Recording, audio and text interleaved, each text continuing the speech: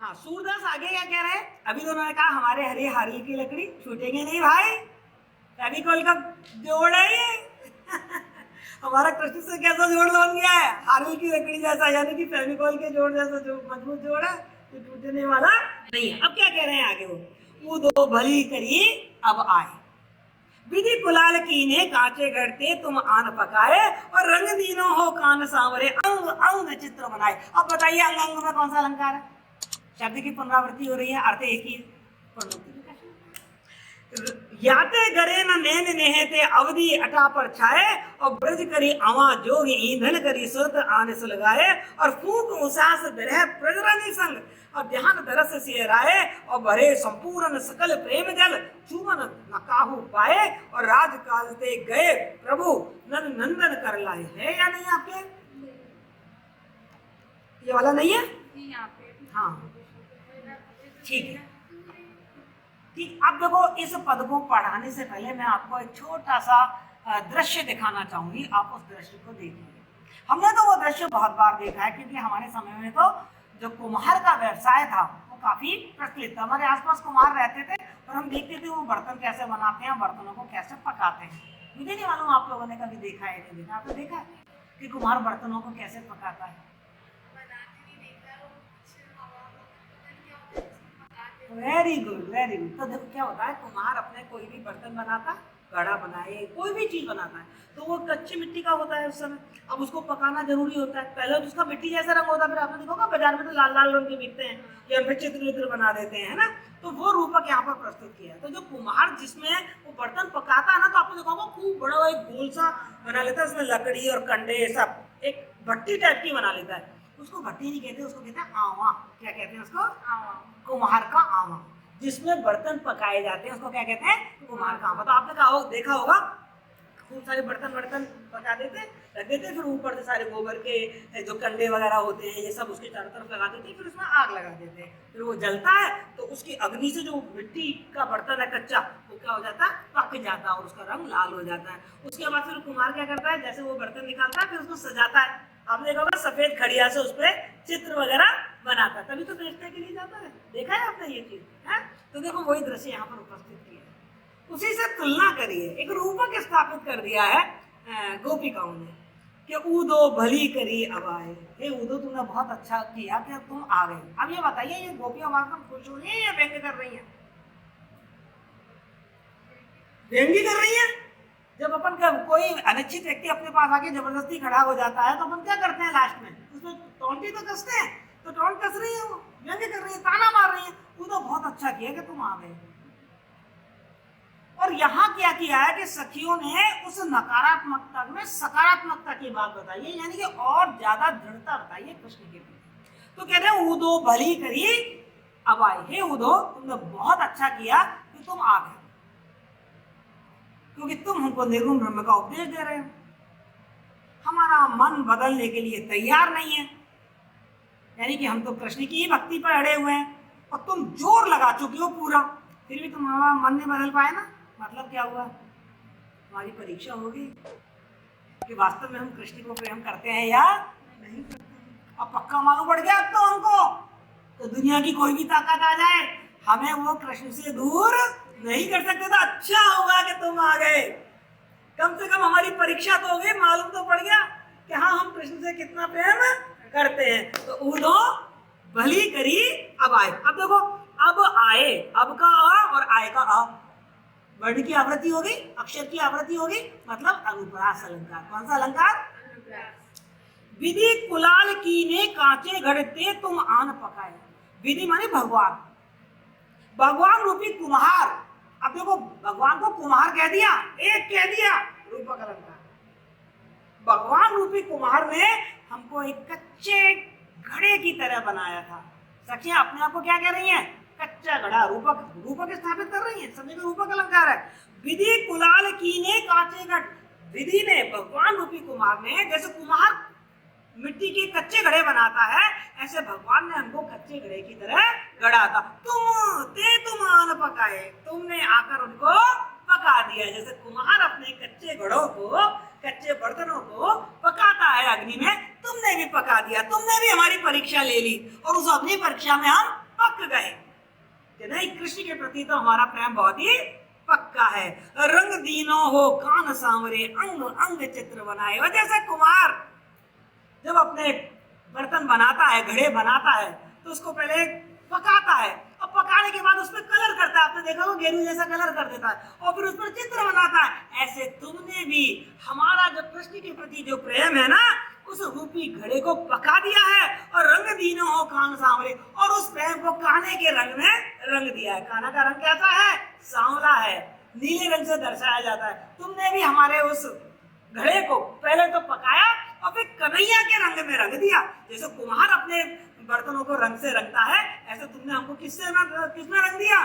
कन्हैया के रंग में रंग दिया। और अंग अंग चित्र बनाए, जैसे कुम्हार अपने घड़े पे चित्र बना के इसको सजाता ना, ऐसे तुमने हमारे हर अंग पर कृष्ण के चित्र बना दिया। कर कृष्ण की स्मृतियां और ज्यादा बढ़ा दी है, कृष्ण के प्रति हमारे प्रेम को और ज्यादा मुखर कर दिया है।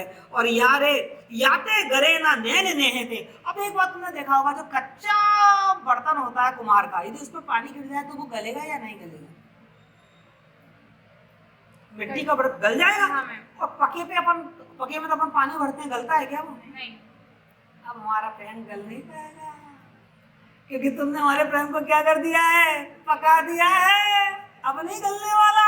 पहले तो कच्चा था, हो सकता है वो गल भी जाता, हो सकता है वो खत्म भी हो जाता, पर तुमने ये निर्गुण ब्रह्म का ज्ञान हमको दिया, और हमारा कृष्ण का प्रेम हमसे नहीं छूटा, तो हम इस अग्नि में और ज्यादा पक गए। अब हमारा प्रेम किसी और के प्रेम से गलने वाला नहीं है। याते गरे ना नैन नेहते, और हमारे आंखों में से आंसू बह रहे हैं। पहले तो हम भाई कृष्ण नहीं है, कृष्ण नहीं है तो हम विरह में रो रहे हैं तो कच्चा पानी बह रहा है आंखों से। जब आंखों से पानी बह रहा है तो कच्चा घड़ा तो क्या होगा? गल जाएगा। तुमने बहुत अच्छा किया कि तुम आ गए, और तुमने इन घड़ों को क्या कर दिया? हमारे प्रेम को और पक्का कर दिया। अब तो हमारे इस आंसुओं से ये जो प्रेम रूपी हमारे घड़े हैं वो गलेंगे भी नहीं। जाते गरे ना नैन नेहते, अवधि अटा पर छाए। और कितना भी सहा, जैसे आपने देखा होगा जब धुआं चारों तरफ फैल जाता है या बादल चारों तरफ छा जाते हैं, तो हमें कोई चीज स्पष्ट रूप से दिखाई नहीं देती है। इसी तरीके से अब तक कितनी भी अवधि रूपी धुआं चारों तरफ छा जाए, हमारा कृष्ण के प्रति प्रेम रूपी जो घड़ा है वो गल नहीं सकता। अर्थात कृष्ण के प्रति हमारा प्रेम खत्म नहीं हो सकता। था कि जन्म जन्मांतर बीत जाए, लेकिन कृष्ण के प्रति हमारा प्रेम चिरंतन रहेगा, चिरंजीवी रहेगा। ब्रज करी आवा जोग ईंधन करी। अब देखो रूपक अलंकार कह रहे हैं कि ब्रज को तो तुमने क्या कर दिया? आवा, कुम्हार का जो आवा होता है इसमें वो बर्तनों को पकाता है, पूरे ब्रज को तुमने आवा कर दिया। रूपक देखना आप कितना बढ़िया बिंब प्रस्तुत किया है सूरदास ने कि ब्रज करी आवा। ब्रज को तो तुमने क्या बना दिया है? आवा बना दिया है। और जोग ईंधन करी, और तुम्हारा जो योग का संदेश है ना, ये उसका ईंधन बन गया है। और सुरत आन सुलगाए, और याद रूपी चिंगारी लगा दी तुमने, तो वो आवा क्या हो गया है? जल गया।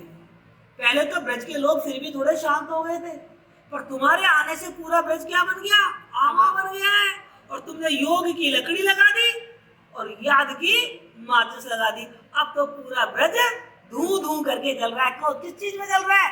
कृष्ण के प्रेम में जल रहा है। फूक उसास विरह प्रजननी संग।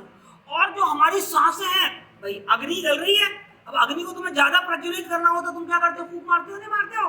तो हमारी जो सांसें हैं ना, हमारी जो लंबी लंबी सांसें हैं, उस लंबी लंबी सांसों से वो अग्नि और भी ज्यादा प्रज्वलित हो गई है। ध्यान दरस से राय। और वैसे तो इस अग्नि में हम सब जल जाते, लेकिन हमको कृष्ण का ध्यान आ गया है, और कृष्ण की जो सूरत है, कृष्ण की जो दर्शन है, कृष्ण का जो ध्यान है, वो हमें शीतलता प्रदान कर रहा है। वरना तो तुमने तो ब्रज को आवा बना दिया था, योग का ईंधन जला दिया था, याद रूपी माचिस लगा दी थी, और हमारी लंबी लंबी निश्वासें उस अग्नि को और ज्यादा जला रही थी। पर कृष्ण की याद आते ही हमारे शरीर को हमको क्या मिल गई? शीतलता मिल गई। भरे संपूर्ण सकल प्रेम जल छुवन न काहू पाए। और हम पूरी तरीके से किससे भर गए हैं? कृष्ण के प्रति जो प्रेम का जल है उससे हम भर गए हैं। छुवन न काहू पाए। कोई भी हमारे उस प्रेम को छू भी नहीं सकता, अर्थात कोई उसको कम नहीं कर सकता, कोई उसे छीन नहीं सकता। राजकाज पे गए सूर्य प्रभु नंद नंदन कर लाए। और देखो उद्धव, हमें मालूम है हमारे कृष्ण किसी राजकीय कार्य से, महत्वपूर्ण काम से मथुरा गए हैं, आ जाएंगे जब उनका काम खत्म हो जाएगा, हमें मालूम है वो लौट कर आएंगे। यहाँ गए थे वो, कंस के दरबार में उनको बुलाया गया था, तो कोई सरकारी काम था, सरकारी काम से कृष्ण गए हैं, जब काम खत्म हो जाएगा लौट आएंगे, हमें तसल्ली है। तू अपने निर्गुण क्या गया हमको मत दे। तो ये समझ में आया आपको? पूरा रूप, पूरा बिंब, पूरा दृश्य आपके सामने उपस्थित हो गया। जब आप इस पद को पढ़ते हो, यदि आपने देखा तो आपकी आंखों के सामने वो पूरा दृश्य आ गया कि किस तरीके से आवा लगा हुआ है, वो जल रहा है, उसके अंदर बर्तन है और हवा चल रही है, तो वो आग और ज्यादा भड़क रही है। और उसी चीज का उन्होंने रूपक स्थापित कर दिया कि जो पूरा ब्रज है वो बन गया है भगवान की याद का एक आवा बन गया है, और उसमें योग रूपी लकड़ियां लगी हुई हैं और उसमें आग लगा दी गई है, और जो गोपिकाओं का जो प्रेम के, कृष्ण के प्रति जो प्रेम रूपी घड़ी है वो और ज्यादा पक रहे हैं। क्लियर? समझ आया? अब जो गोपिकाएं हैं वो उद्धव के सामने व्यंग कर रही हैं, सब तरीके से अनुनय विनय सब कर रही है कि तुम निर्गुण ब्रह्म का हमें उपदेश मत दीजिए। अब वो यहाँ पर अपनी एक स्थिति बता रही हैं कि बिना गोपाल की हमारी स्थिति क्या हो गई, अपना वियोग बता रही है। वो कह रही है बिन गोपाल बैरिन मति कुंजे। कुंजे कौन सी जगह को कहते हैं बेटा? कुंज, जहाँ पर बहुत सारे, जैसे बोलते हैं जब बहुत सारी लताएं, छोटे छोटे पेड़ पौधे मिलकर जो झुरमुट बना लेते हैं ना, फिर उसके अंदर घर सा बन जाता है, उसको कुंज कहते हैं। ऐसा कोई पेड़ है और पेड़ की चारों तरफ कुछ सारी बेल हो गई है और बेल ने छा के पूरा एक घर सा बना दिया, उसको क्या कहते हैं? कुंज। तो पहले जब यहाँ कृष्ण थे ब्रज में, तो जगह जगह हाँ पेड़ पौधों की तो कभी थी नहीं, वृंदावन, वन था वो तो पूरा बनता था, है ना? तो पेड़ पौधे तो खूब सारी कुंजें थी। तो जो कृष्ण थे वो उन कुंजों में ही गोपियों के साथ झूला झूला करते थे, खेला करते थे, है ना? झूले जाते, ये होता था। तो वो कह रही है बिन गोपाल बैरिन नहीं कुंज, बिना गोपाल के ये जो कुंज है हमारे लिए क्या बन गए हैं? बैरी, दुश्मन बन गए।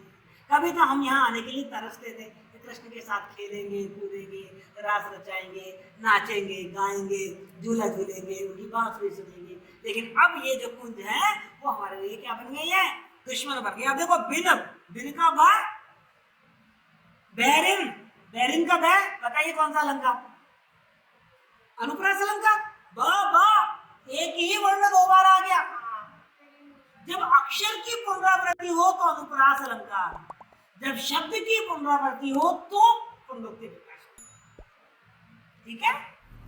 तो बिन गोपाल बैरिन भई कुंज, बिना गोपाल के ये जो कुंज है ना ये हमारे दुश्मन बन गए। अब यहाँ भी एक बहुत अच्छा रूपक स्थापित किया है सूरदास ने कि तब ये लता लगत अति शीतल, अब वही विषम ज्वाल की कुंज। तुलना कर रही है, पहले क्या होता था और अब क्या होता था, चीजें बदली नहीं है, वही ब्रजभूमि है, वही पेड़ है, वही पौधे हैं, वही गाय है, वही सखियां हैं, गोपियां हैं, सब कुछ वही है। एक चीज बदल गई है, पहले कृष्ण यहाँ हुआ करते थे और अब कृष्ण यहाँ नहीं। तो जब यहाँ कृष्ण हुआ करते थे तो ये प्रकृति हमें कितना सुख देती थी, तब ये लता लगत आती शीतल, तब ये बेल पत्ते हमें बहुत शीतलता प्रदान करते थे, आनंद प्रदान करते थे, सुख प्रदान करते थे। अब वही विषम ज्वाल की पुंज है और अब तो ये लताएं हमको भयानक आग की ज्वालाएं लगती है। बोला हमें जलाती है, पहले शीतलता देती थी, अब हमें जलाती है। क्यों? क्योंकि अभी लता लता नहीं लगती हमको, क्या लगती है? अग्नि की लपटें लगती हैं। क्या लगती हैं? अग्नि की लपटें। देखो रूपक अलंकार देख रहे हैं आप। व्रथा बहत जमुना खग बोलत, व्रथा कमल फूले अलिगुंजे। और फिर वो बता रही है कि बिना कृष्ण के ब्रज में जीवन निरर्थक हो गया है, क्योंकि ऐसा था जब गोपाल थे तो जो भी कुछ होता था वो सब कृष्ण के लिए होता था। और अब तो उनको समझ ही नहीं आ रहा कि जमुना क्यों बह रही है भाई। पहले तो जमुना के तट पर आकर कृष्ण बांसुरी बजाते थे, तो जमुना आनंद के साथ, चंचलता के साथ बहती थी। अब तो कृष्ण बांसुरी नहीं बजाते, अब तो यमुना के तट पर आके रास नहीं रचाते। तो ये जमुना क्यों बह रही है? वो निरर्थकता बता रहे हैं कि बिना कृष्ण के हमारा जीवन क्या हो गया है? निरर्थक हो गया है, कोई सार्थकता उसकी नहीं है। खग बोलत, अब बिना बात के ही खग बोल रहे हैं, मतलब पहले तो जो पक्षी बोला करते थे, कलरव करते थे, तो कृष्ण के आने में जैसे स्वागत कर रहे हो कृष्ण का। अब तो कृष्ण यहाँ नहीं है, वृथा कमल फूल है और तालाबों में कमल खिले हुए हैं। क्यों खिले हुए हैं भाई?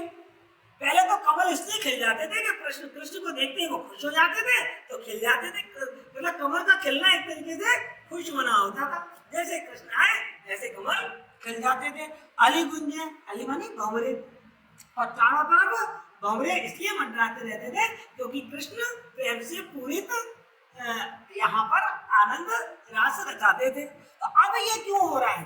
अब हमें समझ नहीं आ रहा क्यों तो जमुना बह रही है, क्यों ये पक्षी बोल रहे हैं, क्यों ये कमल खिल रहे हैं, और क्यों ये जो भंवरे हैं वो गूंज गुजा कर रहे हैं। पवन पानी घन सार संजीव ने गति सुत किरण भानु वही कुंज। अब ध्यान से सुनना बेटा, रूपा कलंकार। पवन माने हवा, हवा का स्वभाव कैसा होता है? ठंडा। पानी मतलब पानी, जल, जल का स्वभाव कैसा होता है? ठंडा। घनसार माने कपूर, कपूर का स्वभाव कैसा होता है? ठंडा। संजीवनी जैसे लगते थे, जब वो थे ना तो हवा, पानी और कपूर हमको संजीवनी की तरह लगते थे, अर्थात हमको जीवन दिया करते थे, शीतलता दिया करते थे, हमको जिलाया करते थे। और दधिसुत, दधिसुत कहते हैं बेटा चंद्रमा को। किसको कहते हैं बेटा? ये शब्दार्थ लिखे ना, भूल जाए। घनसार मानी कपूर और दधिसुत मानी चंद्रमा, और किरण माने चंद्रमा की किरण अर्थात चांदनी। दधिसुत किरण का मतलब क्या हुआ? चांदनी, चंद्रमा की चंद्र किरण है। भानु भाई मंजन, ऐसा हो गया जैसे सूरज की तपती हुई चिलचिलाती हुई धूप बन गई हो। कौन? ये चंद्रमा की जो चांदनी है ना, वो भी हमें शीतलता नहीं देती, ऐसे जलाती है जैसे कोई सूरज की कड़कती हुई धूप जला देती है, ऐसे ये चांदनी भी हमको जला देती है। इसको आक्षेप अलंकार कहते हैं, जब आरोप लगाया जाए तो चंद्रमा की किरणों पर आरोप लगाया जा रहा है कि हमें सूरज की तरह जला रही है, सुख नहीं दे रही है ये।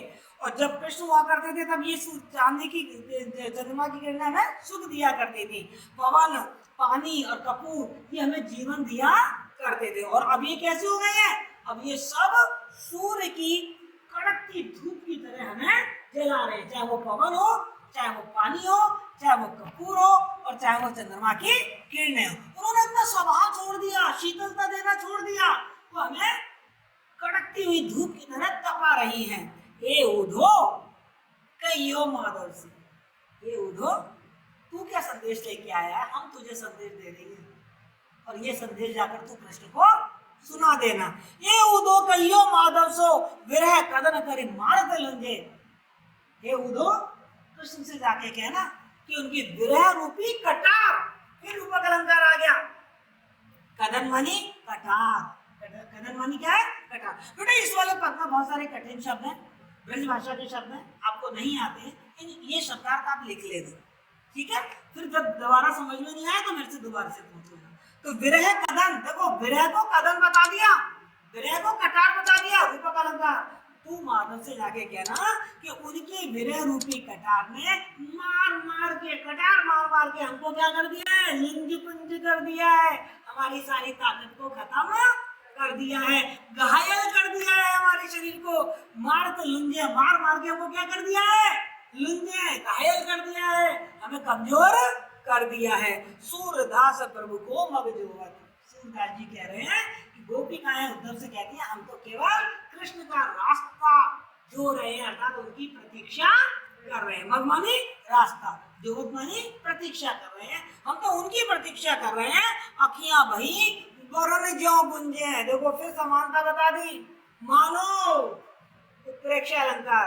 वो कह रहे हैं और कृष्ण का हम इतनी दिनों से इंतजार कर रहे हैं। अच्छा एक बात बताओ, अपन जब किसी चीज को एक तक घूरते रहते हैं, ना सो रहे हैं और प्रतीक्षा करते रहे, तो हमारी आंखें कैसी हो जाती है?